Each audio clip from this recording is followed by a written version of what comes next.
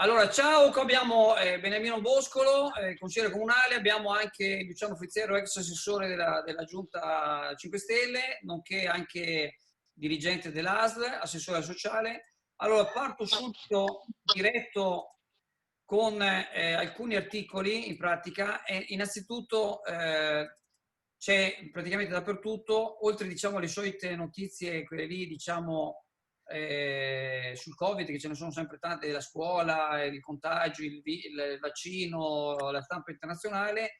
La notizia più di rilievo è quella del prete ucciso a Como. Vi leggo intanto un titolo della stampa online: prete ucciso a Como, il ricordo di un amico. Don Roberto aveva fatto sue le parole di Gesù: ucciso con una coltellata in strada, il prete degli ultimi.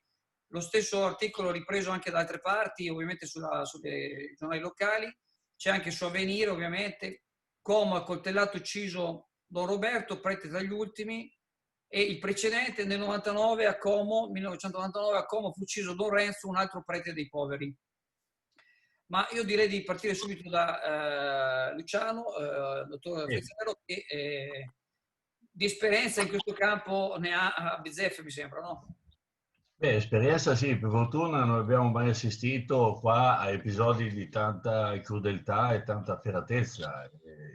Il periodo che stiamo attraversando veramente ci sta lasciando sbigottiti, perché stiamo diventando il Bronx in sostanza, qua non c'è più limite a quella che era anche l'etica del combattente, dei combattimenti che si facevano prima. Quando si era ragazzi, buttare a terra uno e vedevi che lo avevi colpito, evitavi poi di infierire perché avevi questo freno inibitorio naturale che purtroppo sta venendo meno. E i casi che abbiamo avuto a Sottomarina, che abbiamo avuto in Italia, nel sud recentemente, lasciano veramente sbigottiti, e c'è da porsi da che cosa deriva questa ripresa sono aspetti tribali, aspetti da Medioevo, dove dovevi uccidere per poter sopravvivere.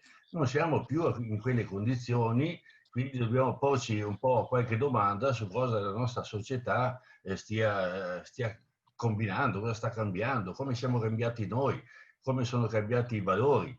Il caso del sacerdote, Don Roberto Maggesini, 51 anni, di Valtellina, che praticamente viene ucciso, perde la vita dalla mano da chi aveva atteso per dare una mano, veramente ti pone dei grossi problemi di sicurezza anche.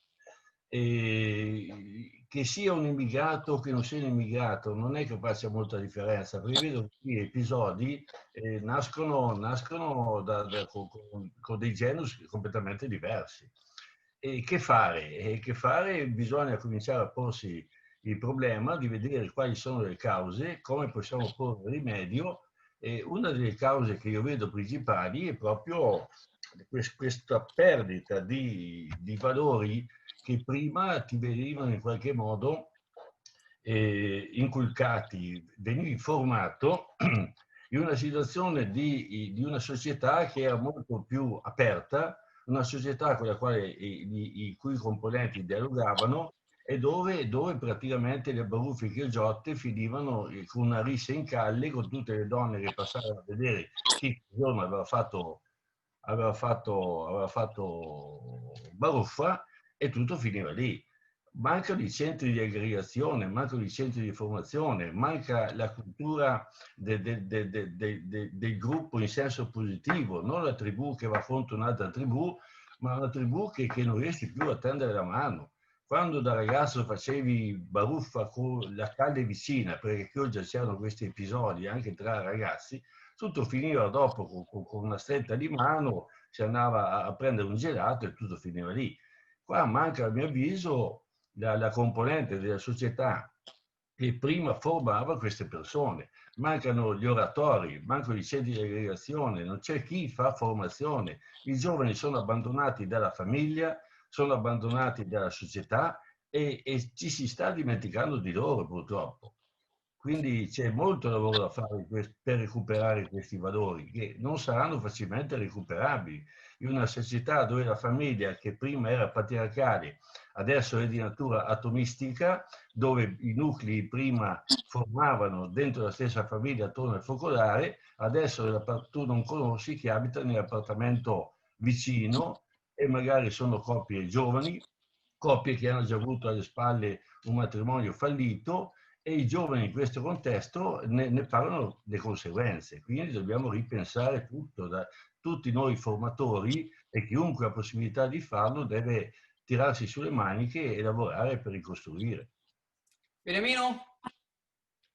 Viviamo in una società che è cambiata sicuramente, sia sotto l'aspetto dell'immigrazione, che non viene gestita da questo governo in maniera regolare, in maniera ordinaria, e quindi dal welfare state che è fallito, che dovrebbe in qualche modo cercare di non solo accogliere gli immigrati, ma anche gestirli, cercare di ricoverarli in qualche struttura e riuscire a dar loro una vita migliore, diciamo. Invece questa situazione si deve appoggiare al terzo settore, a quel settore di volontari, a quel settore di, anche vicino alla Chiesa, che poi con la mensa dei poveri, con gli alloggi di fortuna, eccetera, si sostituisce allo Stato come servizio. È vero da un lato che questa immigrazione incontrollata, dove lo Stato, questo governo PD 5 Stelle ha fallito, si poi declina in situazioni di non presidio, non gestione, non recupero di queste situazioni, che poi possono anche purtroppo esplodere in maniera drammatica in queste dinamiche che portano alle cronache nere in prima pagina.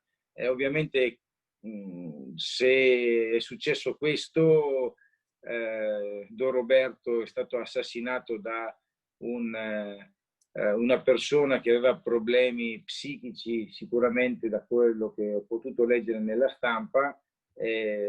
Non può essere che si è abbandonati nella gestione senza un presidio, senza un controllo da parte dello Stato, e anche una messa in sicurezza da parte non solo delle strutture che accolgono questi immigrati, ma anche la società stessa. Vediamo sempre più quartieri controllati dalla microcriminalità o dalla criminalità organizzata di varie etnie. Basta andare nelle città più grosse, ma anche nelle città capoluogo di provincia venete, e vediamo che onori della cronaca ci portano sempre a vedere una società che è sempre più in difficoltà, con meno Stato sulla sicurezza, con problemi per quanto riguarda le forze dell'ordine, non solo sulle strutture, i macchinari e le dotazioni, ma anche come personale, e quindi c'è da ripensare a uno Stato più vicino ai cittadini, più vicino alla gente, e uno Stato meno burocratico e meno asfissiante anche nelle tasse, se vogliamo. Quindi queste situazioni si spera non si ripetano troppo spesso, non si ripetano più, però effettivamente o si cambia, si inverte la tendenza nel gestire l'apparato pubblico, oppure veramente già la situazione questo 2020 è tragico più che drammatico. È partito malissimo, abbiamo avuto questa pandemia sanitaria che ci ha chiusi in casa. Abbiamo potuto leggere che anche gli immigrati che sbarcano in Italia possono essere ammalati, contagiati. Basta vedere l'esempio di Jesolo, che poi è sfociato come problema anche a Cavarzare, di questi immigrati contagiati di Covid che poi diventano degli appestati. Nessuno li vuole, ma effettivamente il problema non è gestire una situazione ingestibile, il problema è non farli partire, quindi riuscire a tenerli nelle loro terre, aiutarli laddove sono nati, e cercare di far crescere il territorio, far crescere le persone, e con i rapporti internazionali. Perché poi cosa succede? Sì, scusa Andrea, finisco. Cosa succede? Che quando sbarcano migliaia o centinaia di migliaia di immigrati in una terra che è l'Italia, che è già in difficoltà, in crisi economica, che futuro può dare questo Stato agli stranieri se viene messo in dubbio e con grande incertezza il futuro degli abitanti stessi, degli italiani? Allora, volevo fare... Scusa Andrea, tra l'altro posso aggiungere una chiosa. Condivido quanto ha detto Beniamino e sottolineo che poi questo aggressore era già stato condannato con 2 condanne definitive a 2 provvedimenti di espulsione, il che vuol dire che anche tutto il sistema che dovrebbe togliere dai piedi, tra virgolette, casi di criminali sono come questi, non vengono eseguiti, lo Stato è impossibilitato a farlo. E quindi qua c'è una grossa responsabilità quando succedono questi fatti. Giusto Luciano, giusto. Faccio un salto questa volta più sulla cronaca locale, dopo casomai ritorniamo su altri titoli di taglio regionale oppure nazionale, che prendo dalla Nuova Venezia. Polizia locale senza pace, danni alla struttura, ma lavori sulla metà. Quindi proprio purtroppo la nuova sede della polizia locale, che onestamente anch'io pensavo fosse veramente un'ottima soluzione per tutta una serie di motivazioni, e che magari sia Beniamino che l'ex assessore conosce anche forse meglio di me, e invece qua sembra che sia senza pace. E poi un articolo che sicuramente interessa anche Beniamino, visto che mi ha dato comunicato l'altro giorno: cassonetto dei rifiuti tolto per colpa dei pescatori. Qui praticamente quei cassonetti che erano stati messi diciamo nella zona del mercato ittico all'ingrosso erano stati tolti appunto perché purtroppo tutti quanti conferivano e poi i rifiuti andavano a finire nella laguna nell'Usenzo. Qui appunto c'è questa cosa qua. Luciano, dalla tua esperienza, dalla tua passata gestione d'assessore su questo ambiente della polizia locale?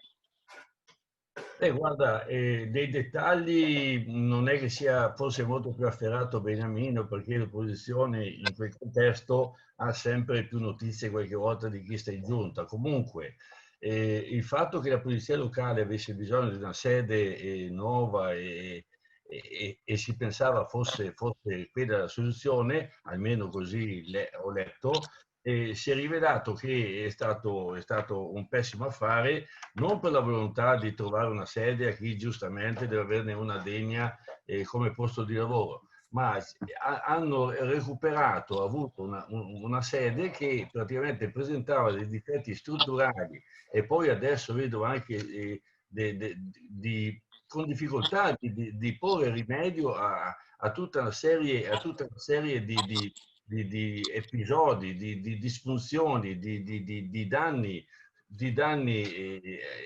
che pongono tra l'altro anche a rischio che la salute dei lavoratori vigili urbani, perché un ambiente insalubre non fa certo, non crea certo un buon clima collaborativo nel lavoro.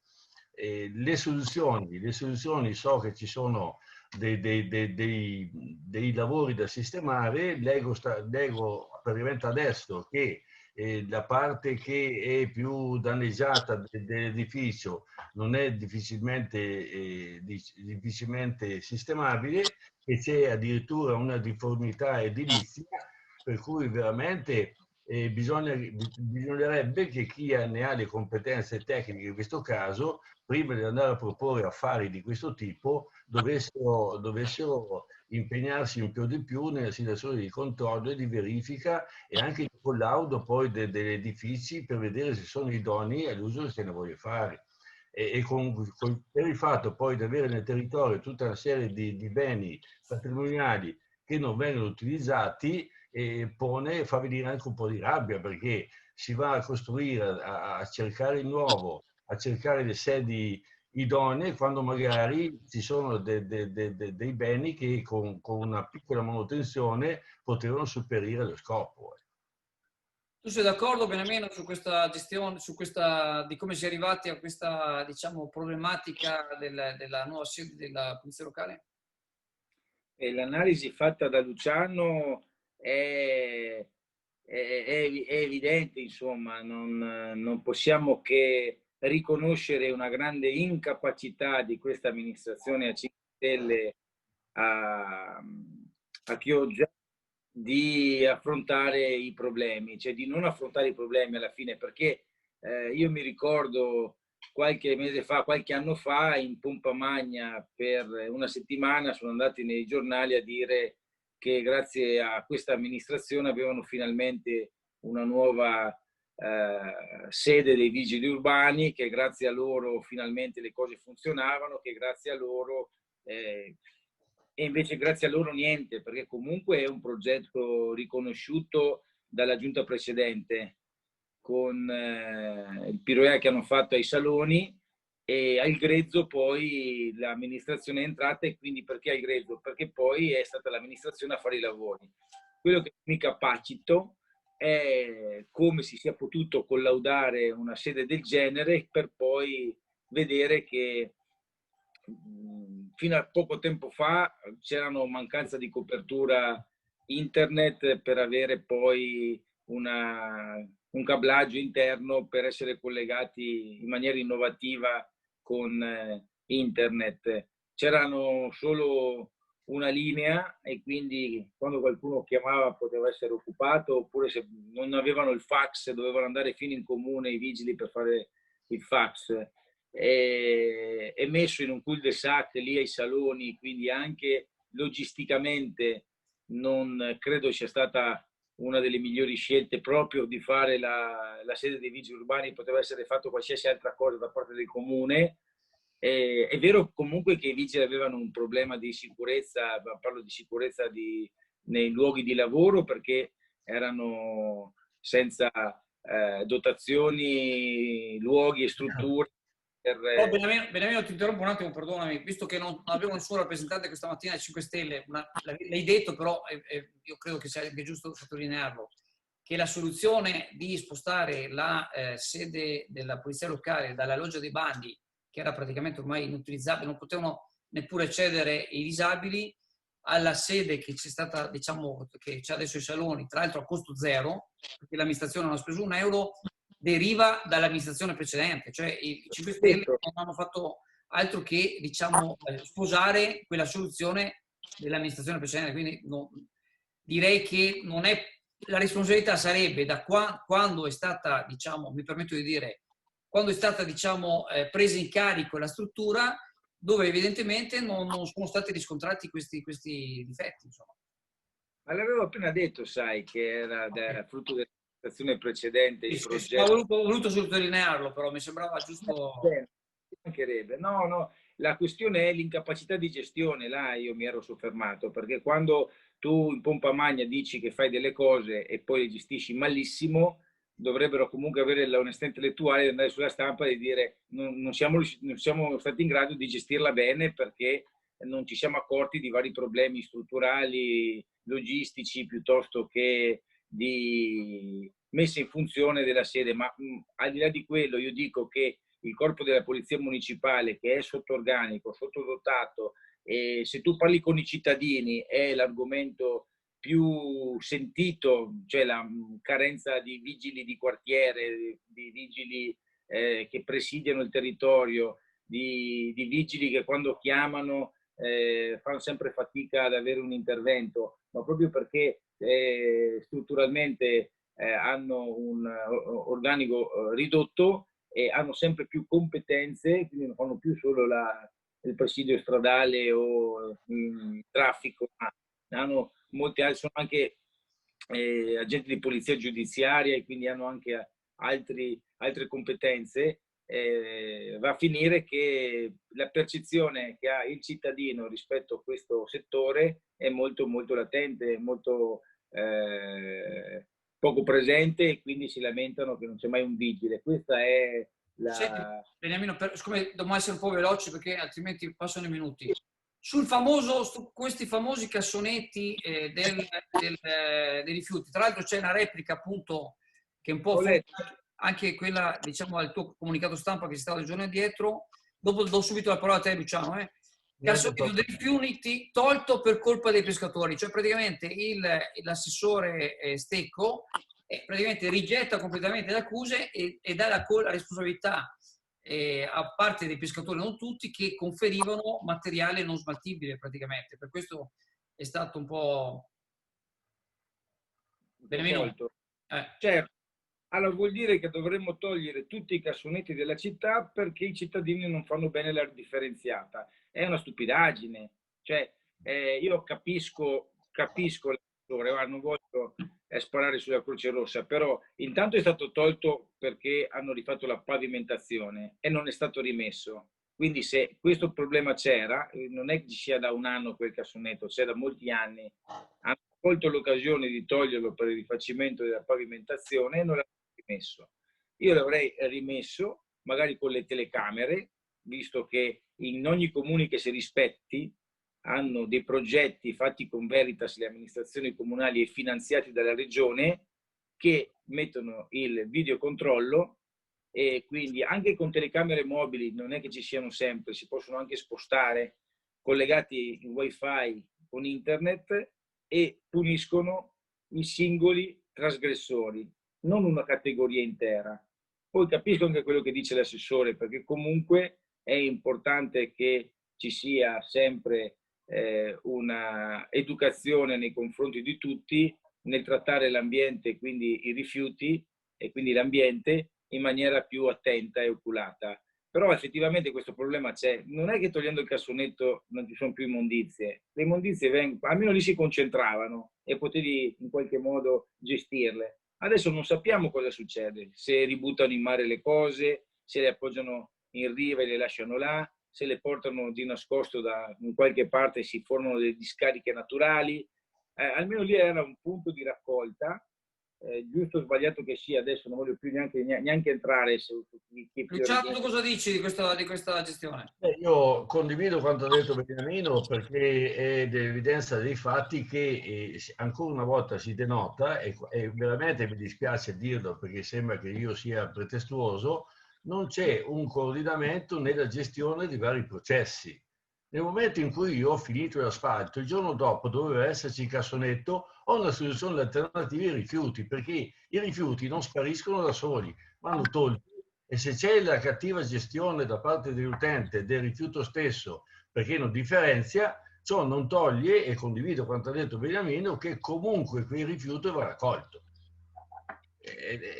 Però non c'è coordinamento, è proprio il fatto che non c'è, qua stiamo parlando tra sordi, ognuno va per conto suo e non c'è un'azione coordinata di gestione del territorio, anche sotto questo profilo. Tra l'altro mi permetto di dire che comunque le telecamere ci sono dentro il mercato ittico, le telecamere ci sono disponibili, sono in più punti tra l'altro, quindi effettivamente chi abbandona un rifiuto che non è conferibile lo lascia lì e teoricamente dovrebbe essere rintracciabile perché ci sono telecamere dappertutto, come c'era entrato tra l'altro anche un ottimo servizio diciamo di videosorveglianza, insomma, quindi effettivamente chi abbandona in maniera non nelle regole avrebbe dovuto essere sanzionato e non, diciamo, chi invece faceva le cose in maniera, diciamo, seguendo le regole. Vi leggo un attimo, passando un attimo alla stampa internazionale, ma comunque ci riguarda sempre, perché ho notato, tra l'altro, guardando da un po' di tempo alcuni articoli di stampa internazionale, di solito anticipano quello che poi arriva in Italia in pratica. E sempre riguardo il Covid, c'è un articolo del Times di oggi, oppure delle prime ore di ieri notte, praticamente, che non vi leggo il titolo in inglese per non fare figuracce, ma comunque dice che sono in aumento i casi di Covid tra la mezza età, praticamente. E questo, diciamo, è una cosa un po'... sì, un po' preoccupante, perché la stessa linea mi sembra che stia succedendo anche in Italia, mentre prima diciamo era più diciamo c'era più verso la tarda età, c'era questo problema, adesso c'è questo problema che quindi dovrebbe denotare una mancanza, diciamo, di attenzione verso questo problema che, insomma, che in realtà c'è ancora, insomma. Luciano, che hai seguito bene tutte le fasi del periodo più brutto da marzo a maggio, a aprile, scusami, che c'è stato in tutto il Guarda, resto. io non voglio essere pessimista, ma mi aspetto un autunno molto, molto, molto duro, perché il virus non è assolutamente scomparso, e sono aumentati le attenzioni dei cittadini, delle autorità sanitarie locali alla gestione del virus e del paziente poi che viene infettato. È un'onda, veramente un'onda che ha dei picchi alti e bassi, e poi tra questa un'altra trasversale che va a interessare le classi di popolazione di età diversa, e è sceso dagli ultra sessantenni, settantenni, ottantenni, ha cominciato a colpire i giovani, ha infettato anche qualche neonato, qualche bambino anche di 2 mesi, a prescindere dopo magari il caso dei falsi positivi, e adesso sta riprendendo un attimo la fascia d'età media, e in autunno andrà a finire che saranno ancora coinvolti gli anziani. So che i reparti Covid sono in allerta e stanno rafforzando quelli che erano i presidi di attenzione che nel periodo clou della malattia erano stati attivati, e veramente anche il personale sanitario è impegnato al massimo per contenere gli effetti di questa pandemia, e lo stesso personale, sottolinea, è preoccupato perché nonostante tutte le attenzioni il virus c'è, anche se abbiamo qualche strumento terapeutico in più per contenere gli effetti. È vero anche che se una persona è in buona salute è meno probabile che ci lasci le penne per effetto del virus, a prescindere dall'età. E Berlusconi, in qualche modo, a parte le cure che senz'altro non sono state le stesse che hanno avuto tutti i comuni cittadini, ne è la dimostrazione.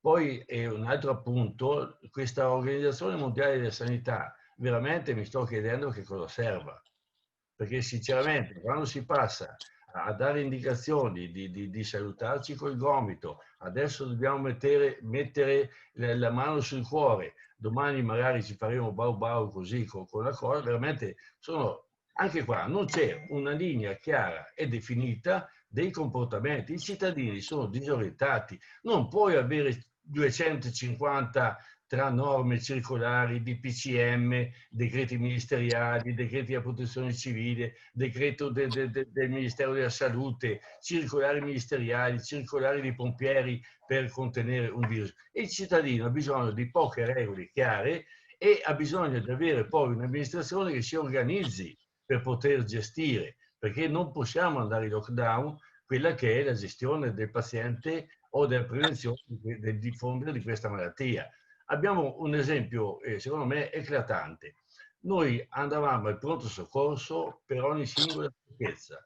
Adesso al pronto soccorso non si va più per le patologie lievi e quelle che possono essere curate magari con un farmaco a casa. La gestione degli accessi all'ospedale, per esempio, è organizzata in modo benissimo e in modo sicuro. Quindi, volendo, ci si organizza per andare a contenere la pandemia e a gestire comunque il malato in occasione della pandemia. Faccio un flash solo sulla scuola. Sulla scuola c'è una disorganizzazione incredibile. Ognuno va per conto suo. Non è possibile che a scuole aperte si vada ancora ad attendere. Voi i banchi, voi le aule vuote attendono i banchi che vengono ripresi, quelli che erano stati dismessi, e mancano gli insegnanti di sostegno, ma non si sapeva che mancano gli insegnanti di sostegno. Tra l'altro è un problema, questo è cronico della nostra scuola. Le aule, i nostri edifici scolastici, quando abbiamo fatto per 3 anni consecutivi il monitoraggio delle scuole di Chioggia, Cittadinanza Attiva aveva messo benissimo in evidenza quali erano le condizioni strutturali e deficitarie e le situazioni di pericolo nelle nostre scuole. Per cui bisogna, a mio avviso, essere coordinati in quello che si fa, cominciare a governare i processi, perché i processi non vengono governati. Non si sa dove si inizia e e non si sa dove si va a finire. Beniamino, Quindi, attenzione.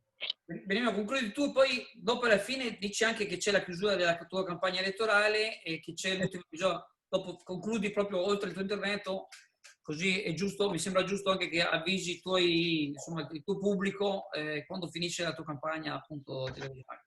Vai Beniamino.